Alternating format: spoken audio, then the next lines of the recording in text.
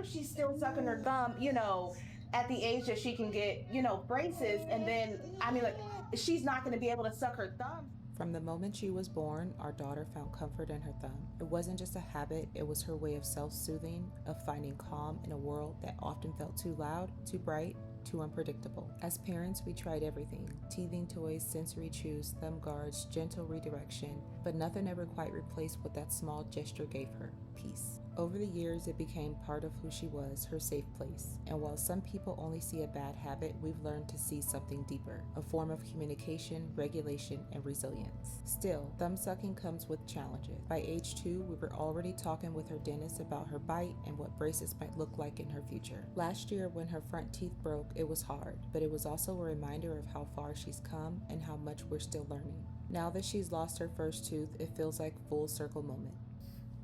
When you suck your thumb, like when you put your thumb in your mouth, you go, does that feel good?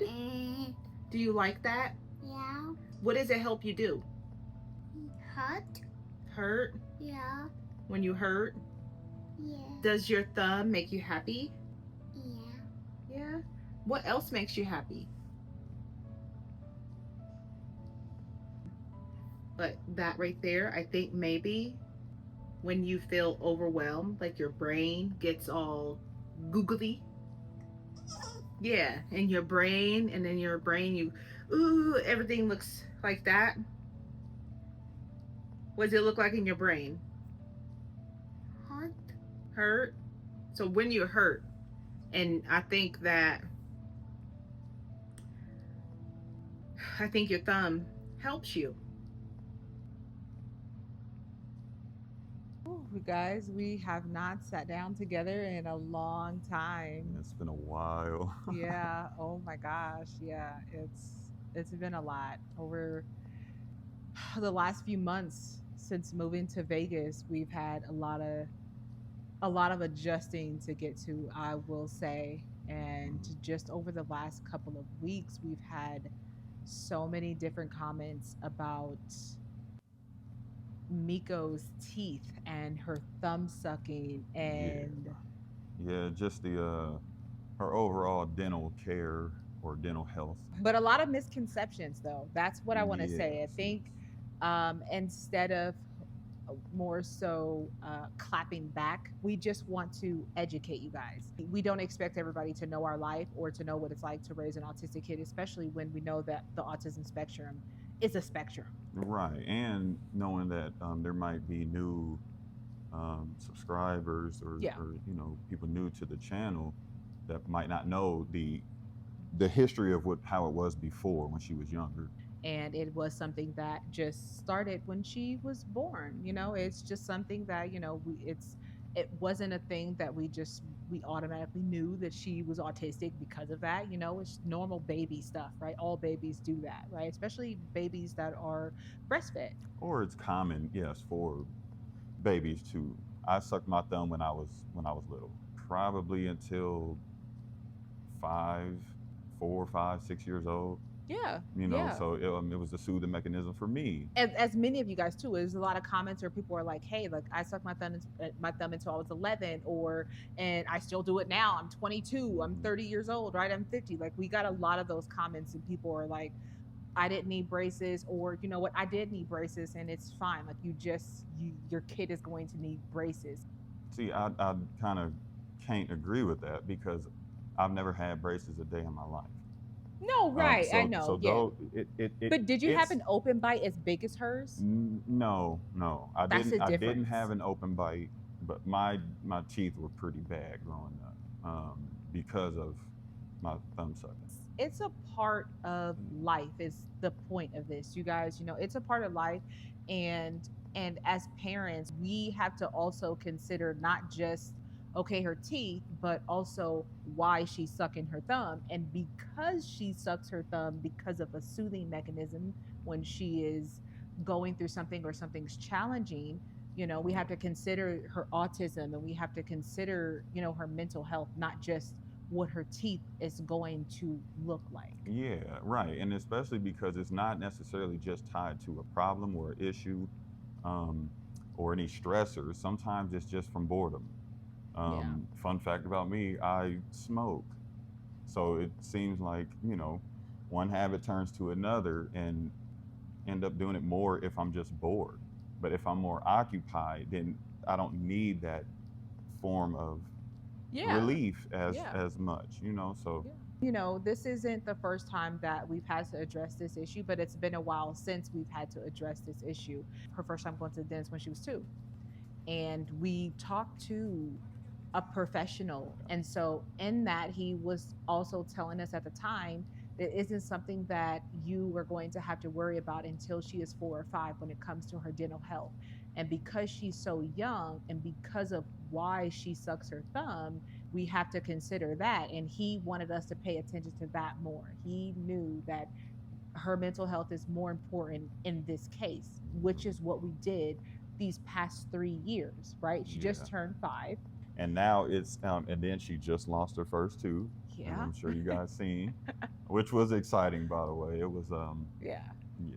I was so We waited a nervous while. too when I was about to pull it, because honestly, what I didn't want to do, I didn't want to like pull it and it didn't come, and now her tooth is hurting and it was Right. too soon. And that's how it was when I had tried that The one first time. time. Yeah, it Yeah, was yeah. just too tight, Yeah, back and I didn't want 2 to months ago. cause any discomfort. Yeah. Um, Yeah. but Because you guys are familiar, right? Last year, she busted her face and 8 of her teeth were loose. We had to take her to the emergency room. And so they told us, like, her teeth, it's going to tighten up a little bit, which some of them did. But you Yeah. guys, her teeth were very much loose. They've been very much loose since then. yeah, and that's one thing that we're concerned about is because they were already loose. Um, it is a concern of how her adult teeth will come in.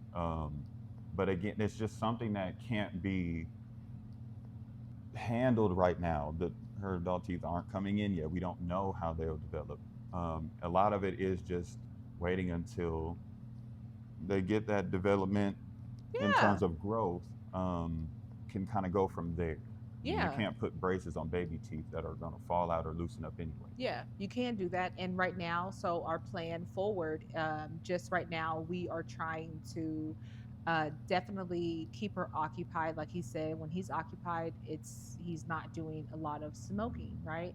And so for her, because she's more verbal now, and somebody did point this out, like, hey, I noticed when she talked more, she wasn't sucking her thumb. Right, Yes, absolutely, right. absolutely right.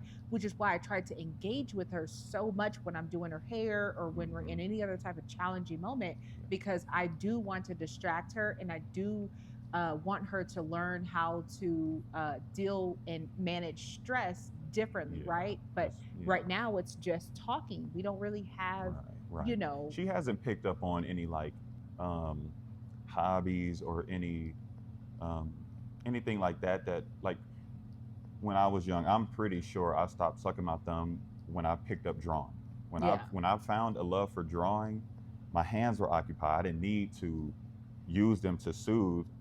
I found my my soothing to be in my pictures. She started school earlier this year, and when Right. she was in school, her teacher did tell us, like, hey, she doesn't suck her thumb as much because she's so occupied Right. with the other kids, trying to learn the routine of going to school. It was so new to her, and I think she really loved going there, and I think she really enjoyed her friends. Yeah, she did. Especially with other kids that were similar to her. There were a lot of kids that were nonverbal in her special ed classroom. Right. And so it Mhm. it definitely helped with her thumb sucking. But I think that the more important thing that we had to learn, and that other autistic families also are going to have to learn, is that kids like this could regress, right? And in her Right. case, she did, because there was an incident that happened at school, right? So because of that incident that happened at school and us having to pull her out, she regressed, right? So she Yeah. stopped everything that she was learning to do. She stopped. It went back. She had Yeah. to revert back to what she knew was going to self-soothe her, which Yeah. was thumb sucking. Rest in peace, my grandmama. She used to tell us all the time, "Go for what you know." Everybody runs into situations where we don't know an alternative way to handle the situation, so Yeah. we just do what we do. Yeah. We do resort to what we know. Yeah. And so there's a time and a process of learning how to do things different, especially if it's a more healthy form of solving an issue or Yeah. getting something accomplished. But Mhm. these are just things that we are working with her on. So not everything is about speech, and not everything is about life skills. Some things are just individual little things at one time within Yeah. those categories or within those Yeah. aspects of life. No, yeah, not just with her, but also with their other two children. You know Right, what I mean? right. Like they also have their stimming that they do. Like we're a huge neurodiverse family. Matthew, he's always been very big on his stuffies. He cannot go anywhere without them. That is Yeah. just his thing. And with Mackenzie, now with her, it's a little different. So she has dyslexia, which is still neurodiversity, right? Yeah. But hers was an acquired one, right? Which is basically just that there was a traumatic event that happened that caused this, Yeah. right? For her. And so hers is that because she had bleeding to her brain, hers look a little different, right? She more so self harms, okay? Yeah. So and it may seem very minor now. Hers is where she scratches her skin. She has to, like, when she gets really stressed, she fidgets, she pulls on her hands, and she scratches herself, right? Which is a self harm. So for her, we have to focus so much on, The emotional side or yeah, the interpersonal side of things yeah, more so than like mechanical things as like Matthew or even Miko. Miko is a little bit of both. yeah, It's emotional and mechanical things that we have to kind of yeah. work with her on, but And where theirs is more one or the individual. other. Yeah, Yeah.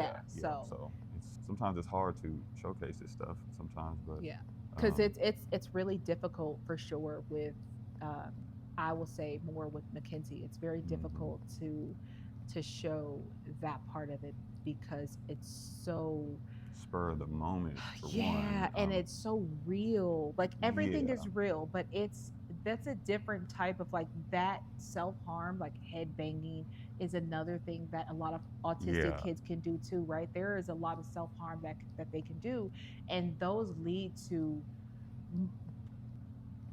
those spiral. It's things that can get serious fast, and so Yeah, we try to be ultra sensitive to those aspects of like yeah, stuff they got going on because um, we don't want things to spiral out of control. yeah, Um, it's just hard on everybody, especially the person that's going through it. And so yeah, we're our one of our main goals is helping them through their toughest moments. yeah, Um, and encouraging them to solve the minor moments on their own as best as they can to where they can have that practice to be able to handle major events in their lives. going forward. So Miko, we are, we just moved here, so we do have to find a new dentist. We do have to find a new doctor. We have to find all these new things now because we're in a whole new Yeah. state. So So if y'all this have any is suggestions, don't yeah. hesitate to let us know. Yeah, any dentists or doctors that are watching us, Yeah. definitely say something, let us Reach out. know because we definitely want to find the best care that we can with people that are familiar with autism and Yeah, yeah. neurodiversity. Or special So needs in general. yeah, So special needs. And so with that, we know that Miko was probably, going to need braces, and we're absolutely prepared to do what we have to do when that time comes. If that time comes, yeah, yeah. it's just what we're going to do, Yeah. and then as far as Matthew and Mackenzie, same thing. Whatever they are going to need, whether it's going to be therapy, we may not be able to help her, right? And so we may Yeah. need a professional to step in. You guys, we don't have a village, right? We No. are our village. We're our own village, and We just have a couple people in our lives that, because that's a big thing too. It's hard dealing with a lot of this stuff. yeah, So we try to stay connected in a way where we can still be here for each other, but we also can, handle the things going on in our lives together in healthy ways. And that's one thing that we've been working on as well. So yeah, so yeah, it's just a lot, and that's where we're at right now. That's yeah. where we're trying to get to. Yeah. So if there's any other questions, Yeah. about what's going on with us, just let us know. I know y'all never hesitate to Yeah, anyway, but yeah. They tell us about potty training. They want to know about that. So that might be the yeah, next video. yeah, It's a lot. So we want to make sure that we are educating you guys and then also learning from you guys. So Right. yeah. So, So until next time.